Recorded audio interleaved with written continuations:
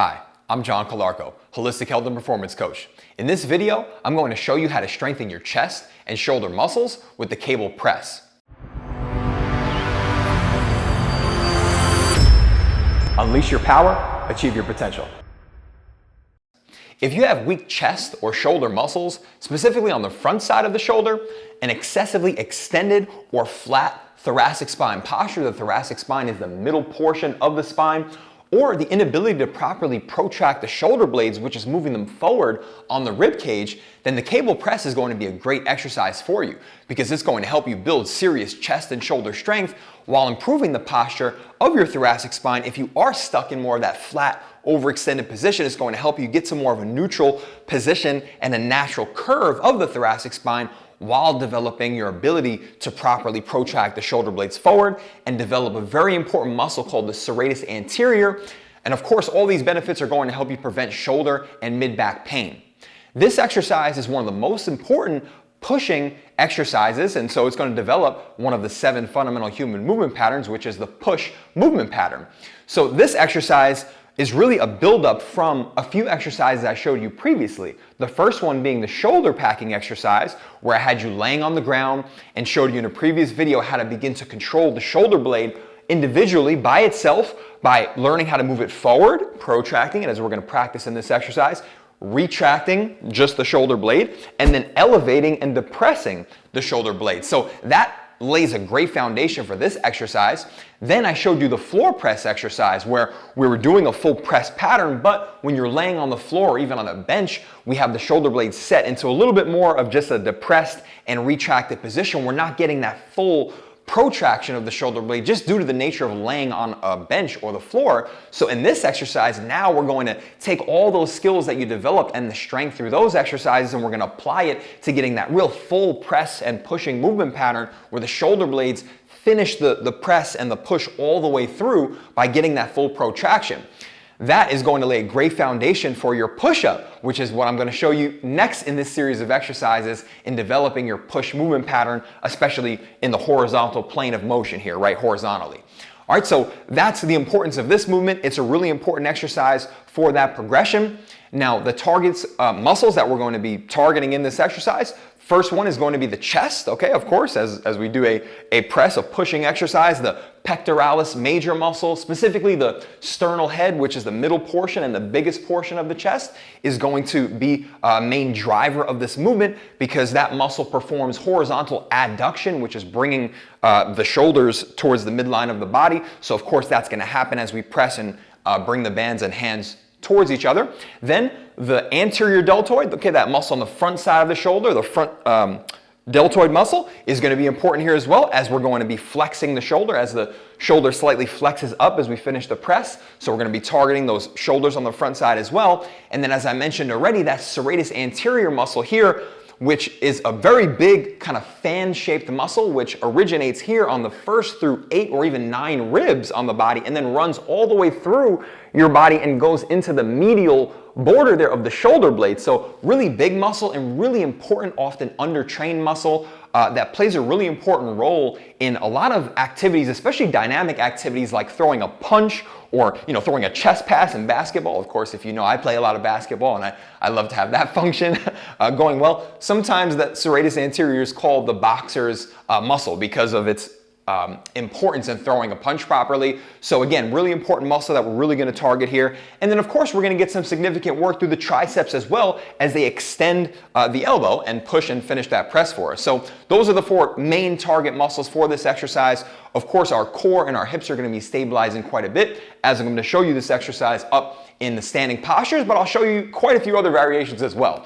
So to set up for that exercise, what I'm going to do in this setting is I'm going to use a band. Now, before I set up the band, I just want to make the distinction between using a band and a cable. Now, when you're using a band, what happens is when you walk out further, the band tension increases, so the challenge gets more as you walk out and as you press out, okay? When you're using a cable machine and you set the cable machine at a certain weight, the weight stays the same no matter how far you go out. So that's the only difference between using a band and a cable. So you can use either one. Either one is great. Of course, we want to find that level of tension and challenge or resistance that gives us about that 7 or 8 out of a 10 challenge on a scale of 1 to 10 after we get done with our set. So again, you can use a band, you can use a cable. In this setting, I'm going to use a band. I have an FMT band, which works perfect in a door frame. It's a really versatile band that you can use anywhere, anytime, travel with it. And it has this thick end piece that I'm going to take and I'm going to get into the door frame here.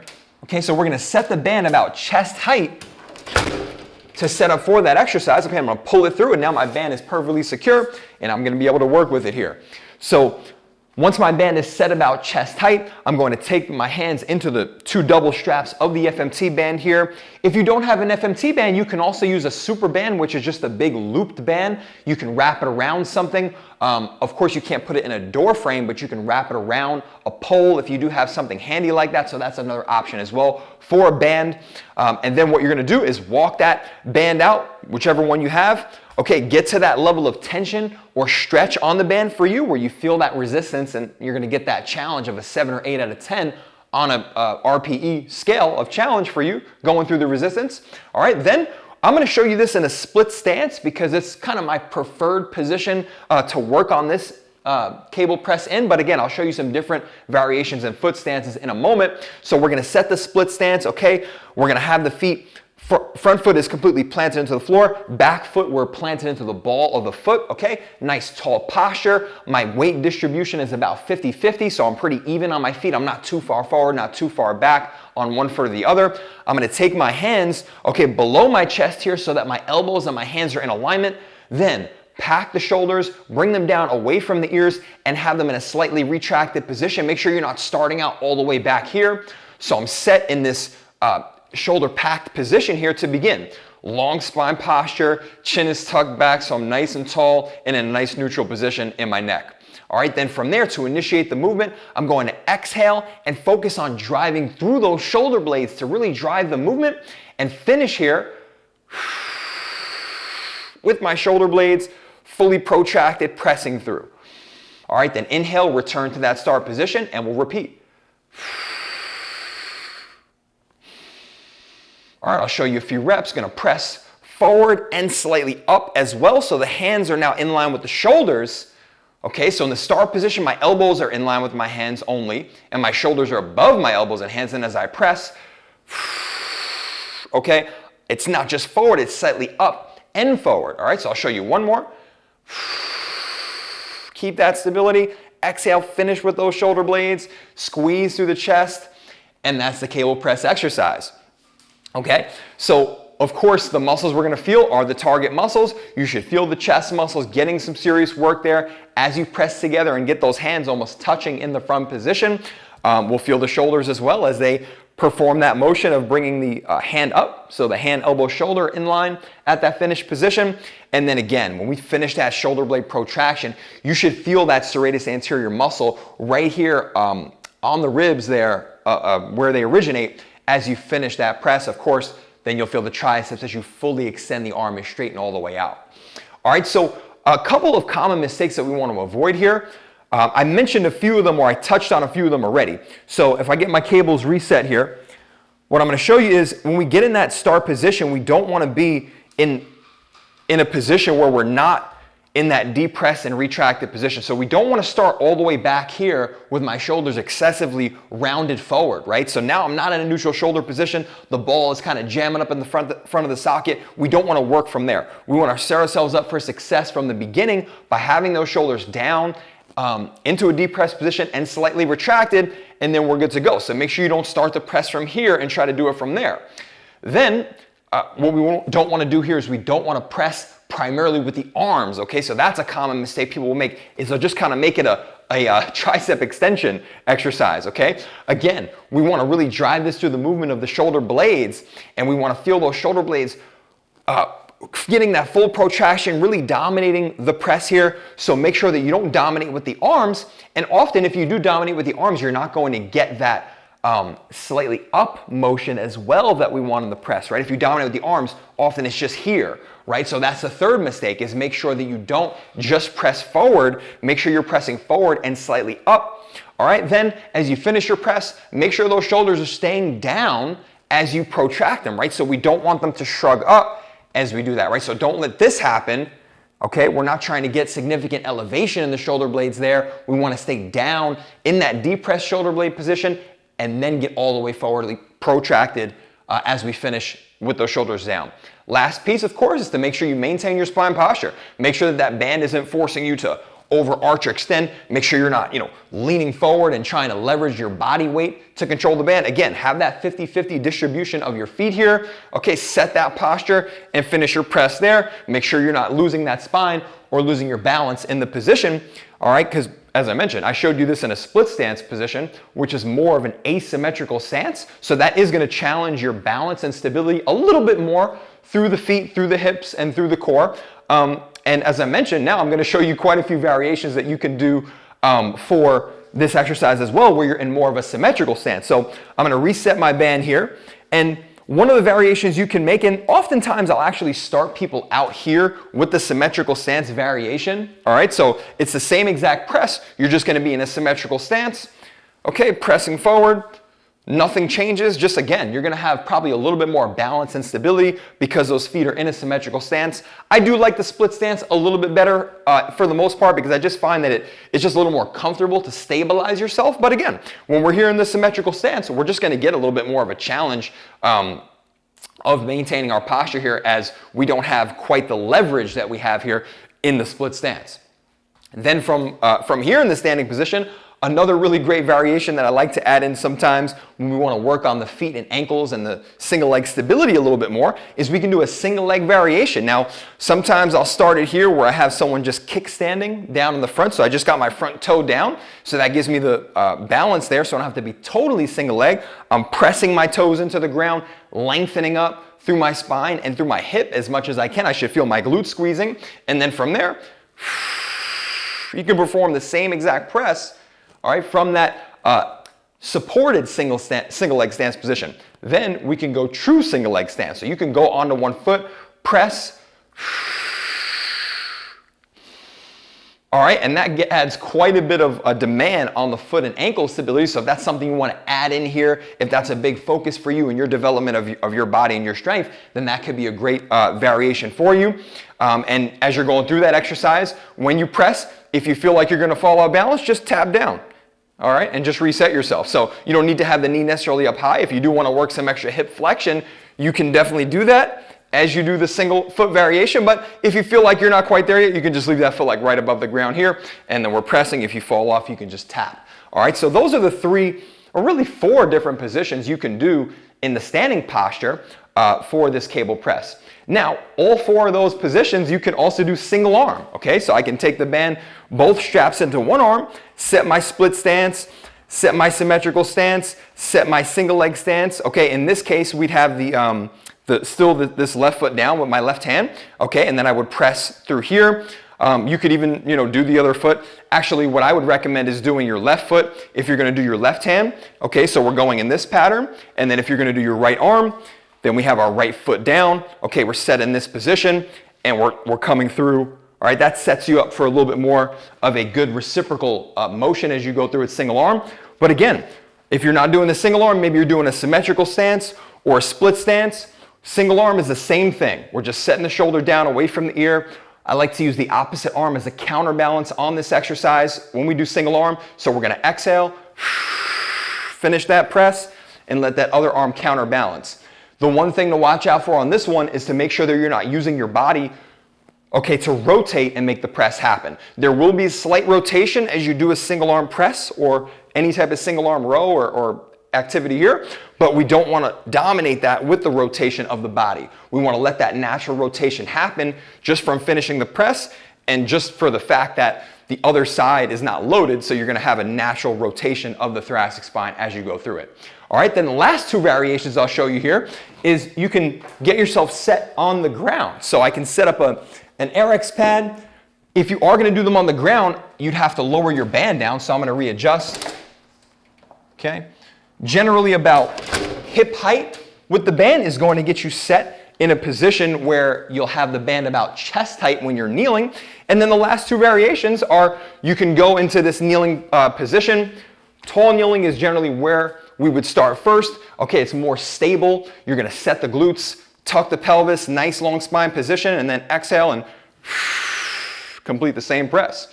All right, so this is actually the position that I'll most often start my clients out with to develop that press, okay, because we're going to get a little more of a core stability focus, getting a little bit more hip stability focus as we go through it. And then we can go half kneeling. All right, generally I'll go there next, squeezing that bottom side glute, having 90% of our weight back on that back leg, lengthening up tall. We're going to get some hip flexor mobility here on the front side of this hip as we go through as well. Pressing forward. Okay, the press stays the same. Should be able to raise that front foot up, and you're going to get some good hip mobility. This is a great exercise to stack on to that half kneeling hip flexor stretch, which I also showed you in a previous video. All right, so these are the two variations on the ground. Then don't forget, you can also go with the single arm variation, okay, on the ground here. So we're single arm. If you have your left knee down, we're going to go left arm press. Okay, and then vice versa, if you do your right arm, we're gonna have the right knee down. All right, so those are a few variations you can do on the ground. Again, which variation is best for you depends on your level and what your goals are. As I mentioned, typically I'll have my clients start out on the ground doing the exercise variations because early on, as we're developing their strength and conditioning, we wanna really put a focus on their core stabilizers and hip stabilizers, and you're gonna get more of that demand of the core and the hips when we're in the kneeling postures, tall kneeling and half kneeling, starting double arm, then you can progress into single arm, and then when you come up standing, you're gonna be able to handle more resistance because you have more of your body to support, okay, not just your core and your hips. Now I have my feet under me and my entire leg supporting me in the split stance and in the symmetrical stance.